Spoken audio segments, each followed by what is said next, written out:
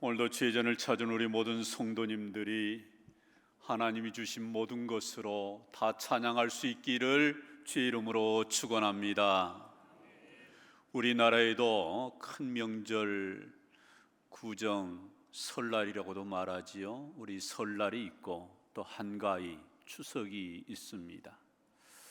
이 명절은 우리 모두를 기쁘게 하지요. 오랜만에 부모님 또 형제간들 자녀들 한 자리에 모일 수 있어서 참으로 이 명절은 즐거운 것입니다. 왜 명절이 좋냐라고 아이들에게 물으니까 세뱃돈 받아서 용돈 받아서 좋답니다. 우리는 흩어진 자녀들 또 오랜만에 가족들 보는 것이 즐겁고, 그래서 그 명절이 참으로 우리 모두에게는 기다려지는 거지요. 이스라엘 백성들 가운데서도 특별히 그들이 하나님 앞에 드려지는 명절이 세 명절이 있었습니다. 그것은 유월절, 그리고 맥추절, 수장절, 이렇게 그들은 하나님 앞에서 이 명절을 지키는 것입니다. 그들이 임의적으로 그들이 만들어서 그래서 지키는 명절이 아니라 처음부터 하나님께서 이 명절을 지키라고 제정해 주셨다라는 것이 출애굽기 23장에 나와 있는데, 우리 한번 같이 봉독합니다. 너는 매년 3번 내게 절기를 지킬지니라. 너는 무교병의 절기를 지키라. 내게 명령한 대로 아비볼의 정한 때에 이래 동안 무교병을 먹을지니 이는 그 달에 내가 애굽에서 나왔음이라. 빈손으로 내 앞에 나오지 말라지니라. 맥추절을 지키라. 이는 내가 수고하여 밭에 뿌린 것에 첫 열매를 거둠이니라. 수장절을 지키라. 이는 내가 수고하여 이룬 것을 연말에 밭에서부터 거두어 저장함이니라. 아멘. 하나님께서 이스라엘 백성들에게 매년 3번 이 절기를 지킬지니라. 그러므로 그들은 이 명절, 특별히 유월절, 그리고 맥추절, 수장절, 이것을 1년에 3번씩 지키되, 특별히 남자들 20세 이상은 예루살렘 성전에 올라가서 이 절기를 지키게 하였던 것입니다. 우리가 이 절기를 간단하게 좀 살펴본다 하면, 유월절이 어떤 절기입니까? 유월절은 이스라엘 백성들이 과거 애굽에서 430년 동안 종살이 하다가 그 애굽에서 출애굽한 사건, 이것을 기념하고 기억하는 절기가 바로 이 유월절입니다. 바로 왕의 그 심한 노역으로 이스라엘 백성들이 고통 가운데 있을 때에 하나님이 그들을 구원하시기로 모세 지도자를 보내었고, 마침내 강팍한 바로에게 첫 번째, 두 번째 재앙을 내려도 바로 왕은 이스라엘 백성들을 놓아주지 않았습니다. 왜요? 사실상 이스라엘 백성들 200만 명이 넘는 그 많은 사람이 애굽의 수많은 노동에 거기에 사용되어졌고 이용되어졌고, 심지어는 폐기 처분까지 되었어요. 수많은 도시를 건설하고 피라미드와 같은 그러한 도시의 성읍을 건설하고 왕의 그러한 업적을 남기는 데에 이러한 이스라엘 백성들이 노동으로 그와 같이 착취를 당하는 그런 아픔의 세월이 있었습니다. 모세 지도자를 통하여서 이스라엘 백성이 이제는 놔줘라, 해방시켜라 라고 하나님의 명령을 증거했지만, 이 바로 왕은 이스라엘 경제를 떠받치고 있고, 그 노동력으로 인해서 애굽의 경제를 떠받치고 있고, 그 나라가 융성해 가는 데에 사실상 이스라엘 백성들이 크게 일조한 것입니다.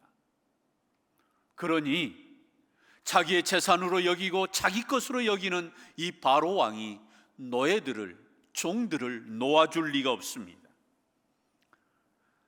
8번째, 9번째 재앙까지 이 바로가 항복을 하지 않으니까 하나님께서 마지막으로 내린 재앙이 뭐예요? 10번째 재앙이 뭐였습니까? 장자의 죽음이었어요. 모든 처음 난 것, 이것을 하나님께서 죽이기로 이 재앙을 내릴 때에, 그때도 이 바로 왕은 강팍해서 모세의 말을 듣지 않았습니다. 마침내 이스라엘 백성을 제외한 애굽의 백성들은 결국은 장자의 죽음으로 바로와 이 애굽의 사람들이 손을 들게 되는 그러한 항복이 일어난 것입니다. 특별히 이 장자의 죽음의 재앙에서 이스라엘 백성들은 이 재앙을 모면할 수 있었던 딱 한 가지 길을 이미 모세를 통하여서 하나님께서 들려주신 하나의 제사가 뭐였냐면 1년 된 어린 순양, 흠없는 양을 잡아서 그 피를 문설주에, 그 문틀에 발라서 그 피가 있는 집은 하나님의 그 장자의 죽음의 재앙이 넘어가고 6월 넘어가고, 그리고 그 피가 발라져 있지 않은 그러한 집은 하나님의 장자의 죽음의 심판이 그 집에 임하였던 것입니다. 그래서 어린 양의 피를 문설주에 바름으로 장자의 죽음에서 건짐받은 것을 기억하라는 것입니다. 이것이 바로 유월절이에요. 그래서 그들은 이 7일 동안 무교병, 즉 누룩을 넣지 않는 딱딱한 빵, 사실 맛이 없는 그 빵을 먹으면서, 쓴나물을 먹으면서 과거 종살이하면서 쓰라린 그 아픔과 그 쓰디쓴 과거의 삶을 결코 잊지 말라라고 하는 하나님의 계시적인 그러한 절기가 바로 이 유월절이에요. 또 초막절, 수장절, 장막절이라고 하는 세 번째 절기가 있어요. 이 절기 또한 사실상 애굽에서 종살이했던 그 삶과 연관되어 있습니다. 그러면서 무엇보다도 그들이 1년 동안 농사를 지어서 이제는 마침내 그들이 수확한 것을 저장하게 되었다, 수장하게 되었다. 그래서 이 하나님이 농사를 짓게 하시고 거두게 해서 그 곡식을 저장하게 하신 이 하나님의 은혜를 그들이 잊지 말고 절기로, 명절로 지키라고 말씀한 것이 바로 수장절입니다.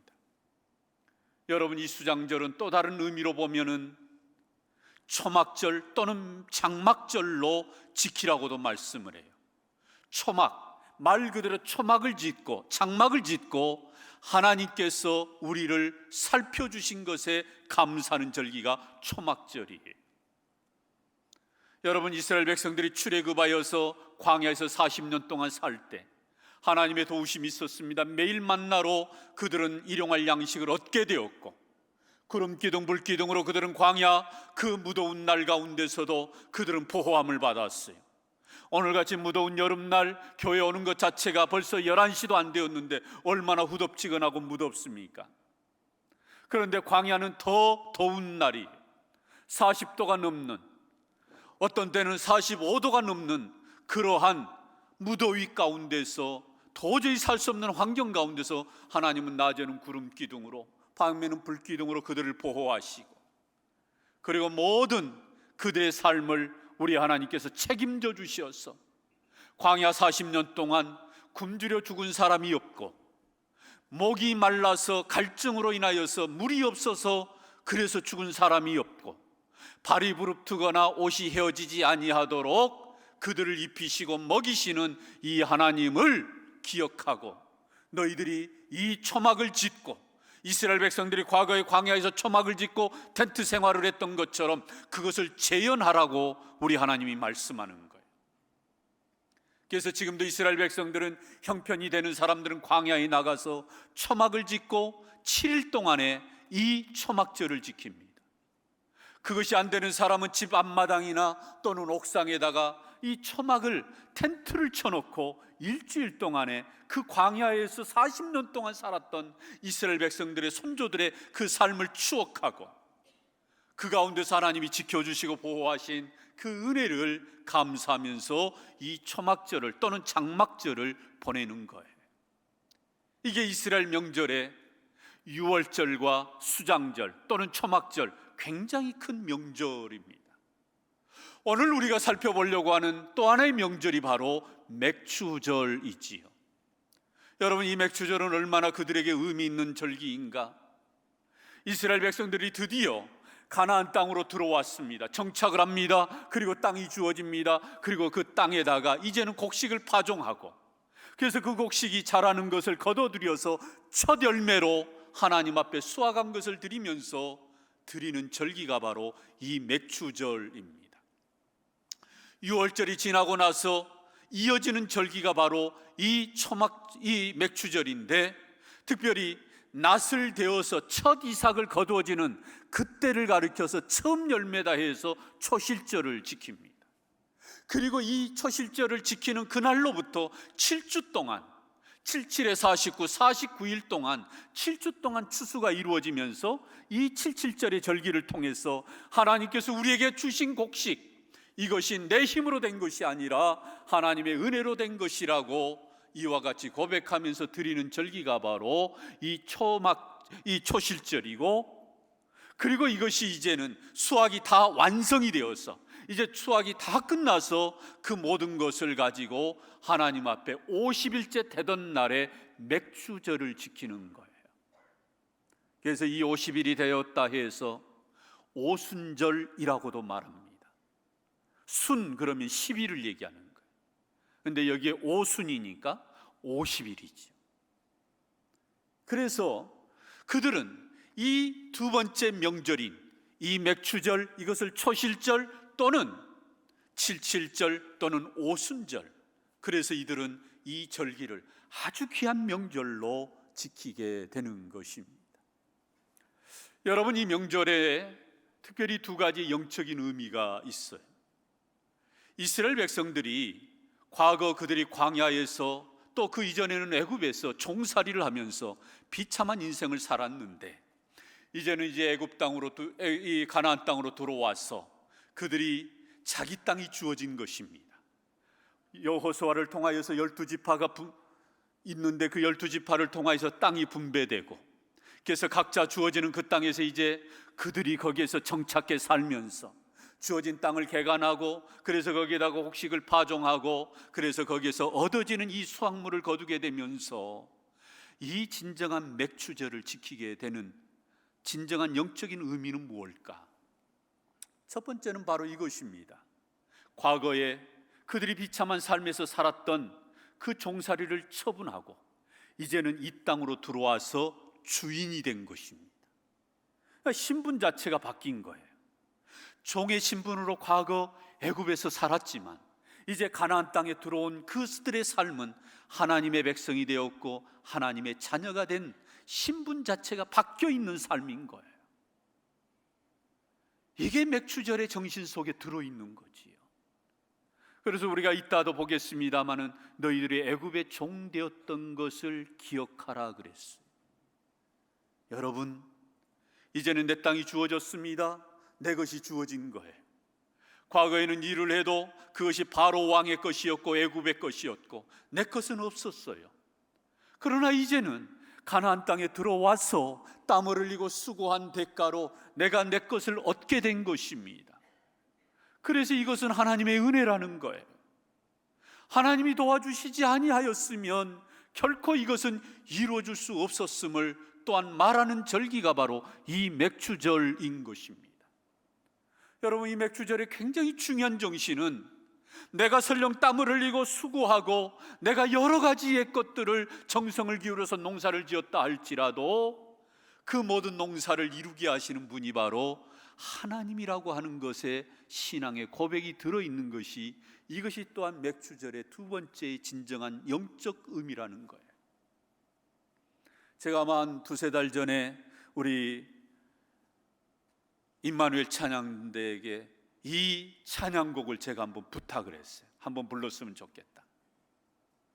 정말 이 찬양의 가사가 얼마나 아름다운지 모르겠어요. 아름다운 세상, 하나님이 지으신 하늘과 별과 땅의 모든 것들, 우리 하나님이 돌보시고 하나님이 가꾸셨기에 그래서 우리가 오늘 이와 같이 누리고 사는 거 얼마나 감사한지 모르겠어요. 오늘 임마누엘 찬양대, 제가 이 곡이 좀 굉장히 수준이 있어가지고 과연 이 곡을 잘 소화할 수 있을까 염려하는 마음이 있었는데 아주 탁월하게 찬양을 해주신 우리 임마누엘 찬양대에게, 우리 크로스 앙상블에게 우리 박수를 한번 격려하십시다. 감사합니다. 감사합니다. 제가 방송실에다가 3부 찬양 잘 녹화라고 그랬어요. 이게 유튜브를 통해서도 올라갑니다. 여러분, 얼마나 아름다운 찬양이에요.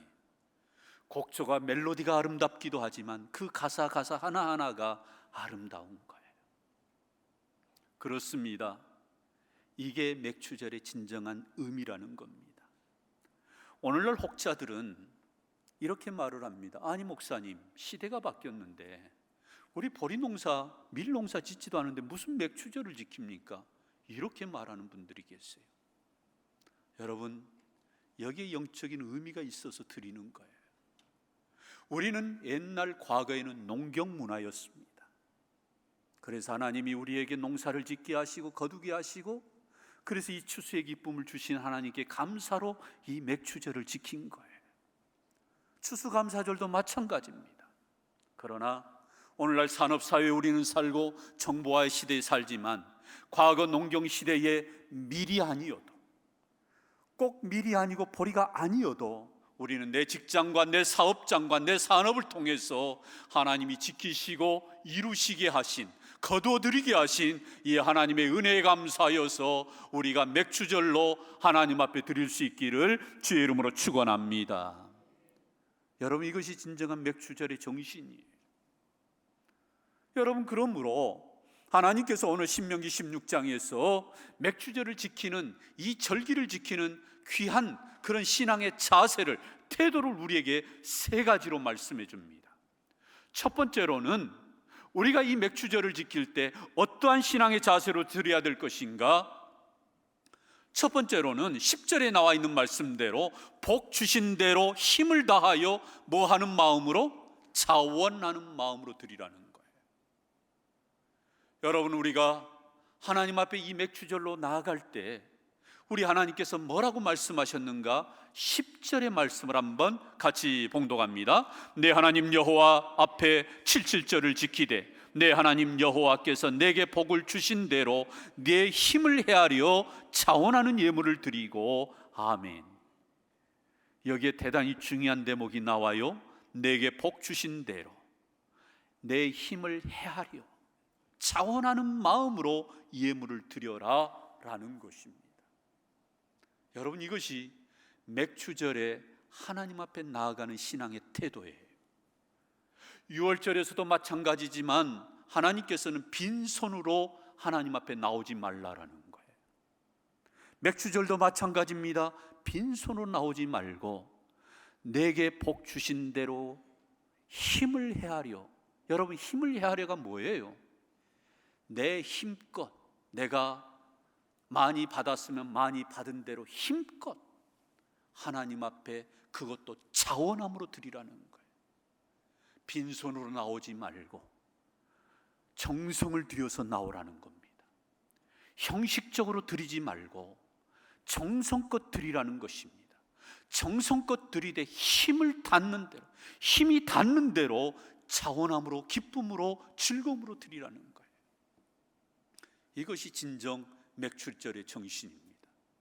그래서 우리가 사실 매주일마다 드려지는 헌금의 정신도 여기에서 나와 있어요.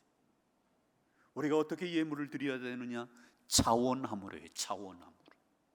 자원함으로 돼 우리가 어떻게 해요? 하나님 우리에게 베풀어 주신 은혜를 감사하고 하나님이 우리에게 주시는 그 복을 헤아려서 힘껏 하나님 앞에 드려지는 것이 바로 우리가 매주일마다 드려지는 예물이다 이 말이에요. 그러므로 나름대로 우리가 적어도 교회에 오실 때는 내가 헌금을 준비해서 와야 돼요. 하나님 앞에 드릴 예물을 구별해 가지고 와야 됩니다. 아무 생각 없이 내가 호주머니를 뒤져봐서 지갑을 열어봐서 그냥 잡히는 대로 드려지는 그런 즉흥적인, 그런 정성이 없는 그런 예물이 되어서는 안 된다는 거예요. 너는 내게 올 때 빈손으로 오지 말지니라. 그리고 그렇게 드려지는 예물을 하나님께서 받으시고 또한 천국 창고에 하나님, 우리 예수님께서 쌓아놓을 것이다라고 말씀하시잖아요.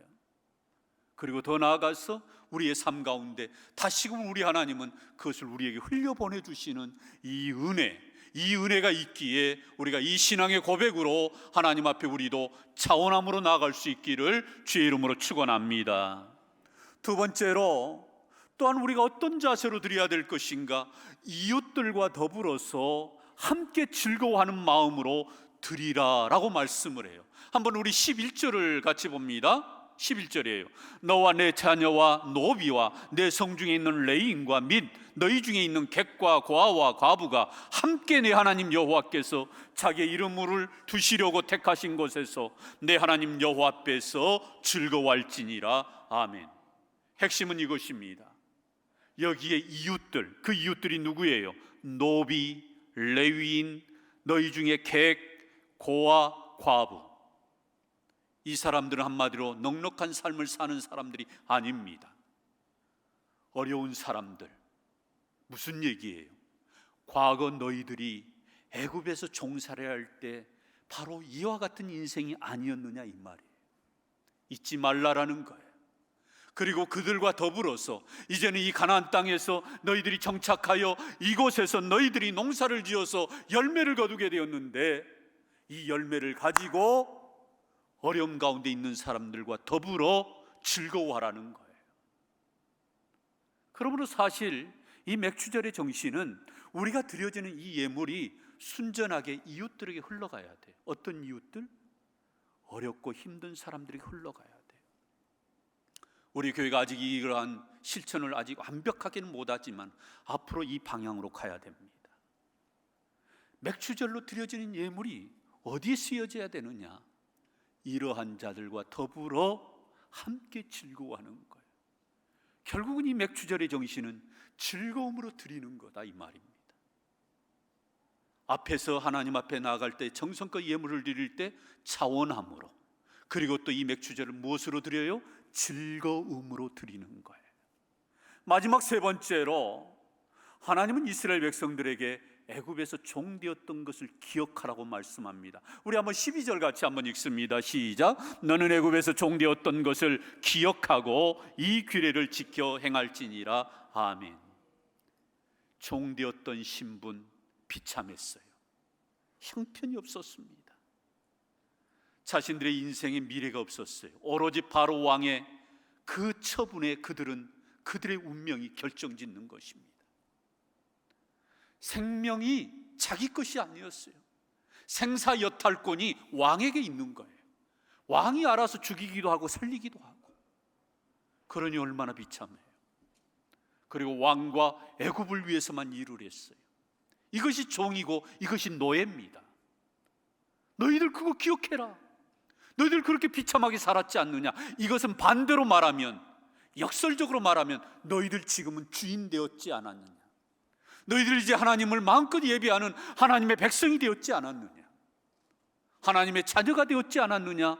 이것을 우리 하나님께서 이스라엘 백성들에게 상기시켜 주는 거예요. 여러분, 실제적으로 구약의 이러한 절기, 유월절, 맥추절, 수장절, 이 절기들은 신약 시대로 영적으로 연결이 됩니다.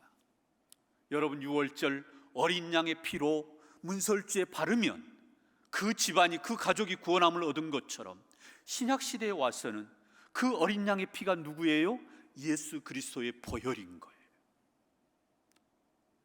그래서 우리 예수님이 십자가에 달려 죽으시는 유월절에 만찬을 하시고 마침내 십자가에 달려 죽으신 것입니다.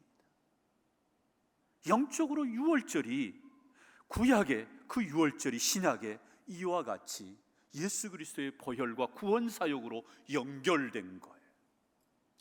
여러분, 이 맥추절과 이 오순절로 연결되어진 이 구약의 절기도 마찬가지입니다. 이스라엘 백성들이 애굽에서 나와서 비로소 50일째 되던 날에 모세가 시내산에서 하나님의 율법, 즉 십계명을 받습니다. 그날이 언제예요? 오순절이에요. 출애굽한 지 50일째 되던 날에 하나님의 백성들이 모세를 통하여 율법을 받는 날이 오순절인 거죠. 이것이 신약시대에 어떻게 되었어요? 우리 예수님께서 십자가에 달려 죽으시고, 그래서 고린도전서 15장에 보면 예수 그리스도의 부활을 가리켜서 모든 부활하는 자들의 첫 열매라고 말씀을 해요.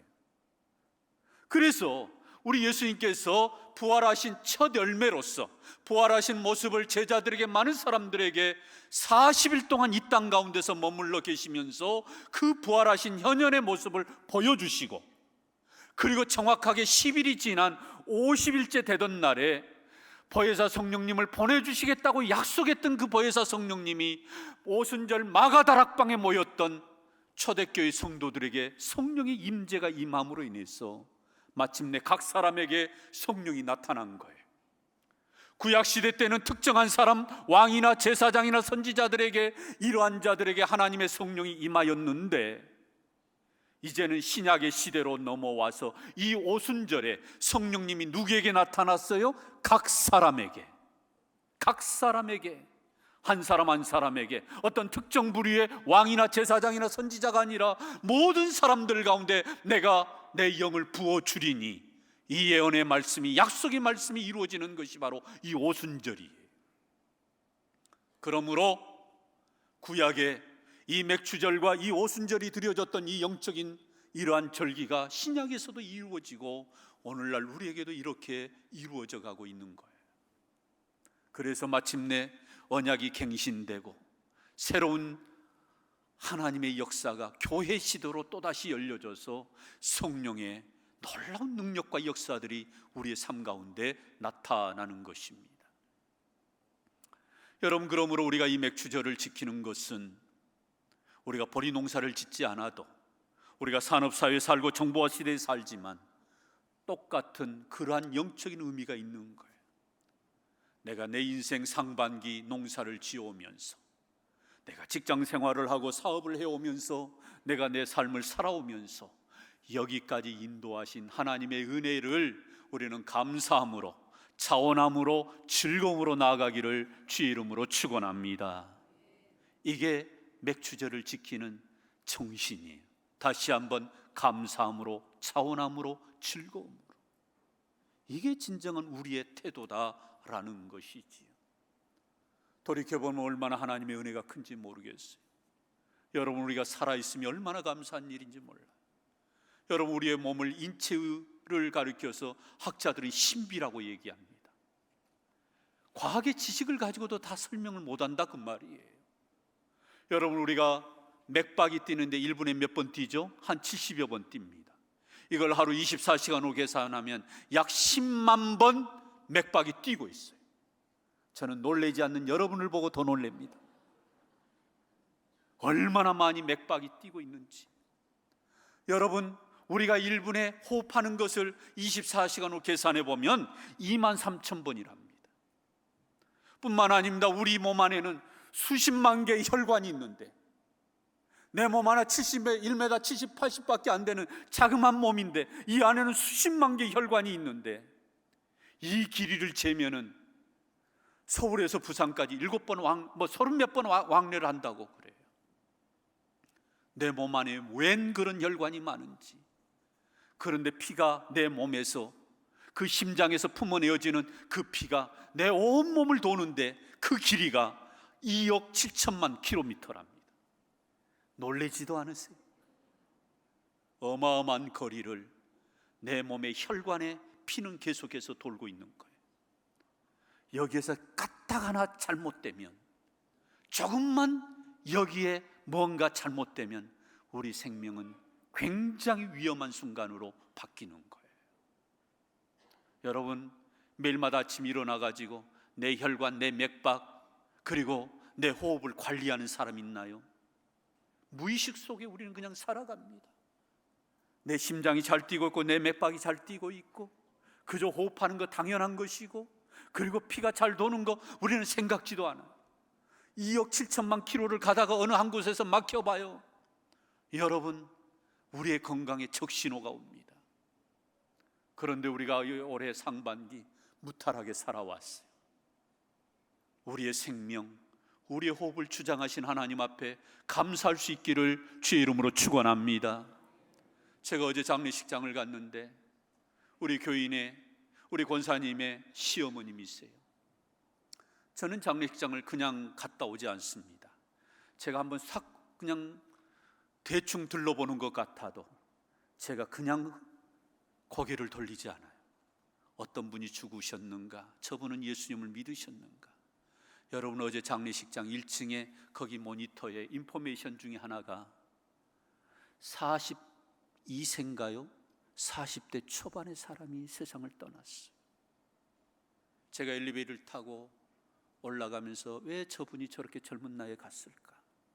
사고로 갔을까? 병으로 갔을까? 하나님은 믿었을까? 의외로 젊은 사람들의 죽음이 지금도 많이 일어나고 있어요. 사랑하는 성도 여러분, 오늘 내가 호흡하고 내가 숨쉬고 있는 그 자체만으로도 우리는 감사할 수 있기를 주의 이름으로 축원합니다. 지금도 전기불이 들어오지 않는 가운데서 사는 사람들이 무려 8억 명이랍니다. 10억 명, 10억 명. 여러분, 우리는 전기불빛 아래 사는 것이 무슨 감사겠어요? 그러나 실제적으로 이 전기불빛 하나 들어오지 않는 그런 환경에서 살아가는 이들이 부지기수로 이 지구상에는 많이 있다, 이 말입니다. 20억 명이 넘는 사람이 이 전기 혜택을 누리지 못하고 지금도 저렇게 살아가고 있어요. 뿐만 아닙니다. 우리는 수도꼭지만 틀면 물이 나오는 그런 환경 속에서 살지만 물이 나오지 않는 환경에서 살아가는 사람이 무려 10억 명이 넘어요.